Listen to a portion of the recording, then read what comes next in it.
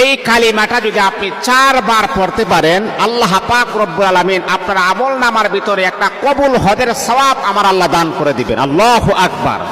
দেখুন, আমরা তো অনেকেই হজ করি, কিন্তু আপনি কি জানেন যে আপনার হজ কবুল হচ্ছে কি হচ্ছে না? আপনি জানেন না। কিন্তু হ্যাঁ, আমাদের অনেকের যাওয়ার মতো কোনো সাধ্য নাই, টাকা পয়সা না, আমরা অসহায় গরিব, আমি দুর্বল, সোনার মদিনা যাওয়ার মতো কোনো ক্যাপাসিটি আমার নাই। হ্যাঁ বন্ধু, শুনেন, এই পৃথিবীতে আল্লাহর রাসূল আমাদেরকে জানিয়ে দিয়েছেন, বুঝাইয়া দিয়েছেন, সোনার মদিনায় আসতে হবে না। ও আমার উম্মত, ও আমার উম্মতি মুহাম্মদীরা, শুনো, এমন কিছু আমল আছে, এই আমলগুলা যদি তোমরা বিশ্বাসের সাথে ইয়াকিন রেখে, আল্লাহ পাকের উপরে ভরসা রেখে যদি এই আমলগুলা পৃথিবীর যে কোনো প্রান্ত থেকে তোমরা করো, আল্লাহ পাক তোমাদের আমল নামার ভিতরে হজের সওয়াব আমার আল্লাহ দান করে দিবেন। আল্লাহু আকবার। তাহলে আমি যদি ঘরে বসে, আমার যেহেতু টাকা পয়সা নাই, এই আমলগুলো যদি করতে পারি, তাহলে আমি অধিক সওয়াবের মালিক হয়ে যাব, অধিক হজের মালিক হয়ে যাব।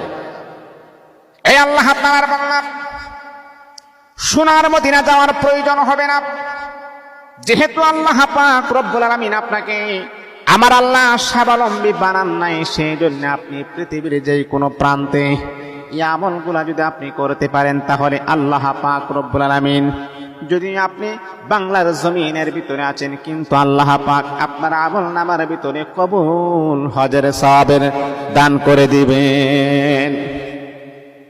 একবার নয়, 2 বার নয়, 3 বার নয়, আপনি 4 বার এই কালিমাটা পড়বেন। কালিমাটা হলো লা ইলাহা ইল্লা আনতা নূরান ইয়াহদিয়াল্লাহু লিনূরিহি মান ইয়াশাউ মুহাম্মাদুর রাসূলুল্লাহ ইমামুল মুরসালিন খাতামুন নবিয়্যিন।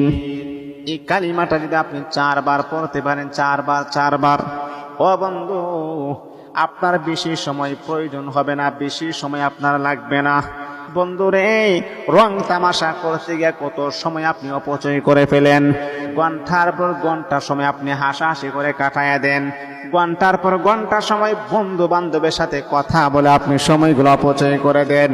ও বন্ধু, যেই মালিক আমাকে আপনাকে সৃষ্টি করেছেন, সেই মালিকের জন্য কি আপনি 5টা মিনিট সময়কে আপনি ব্যয় করতে পারেন না?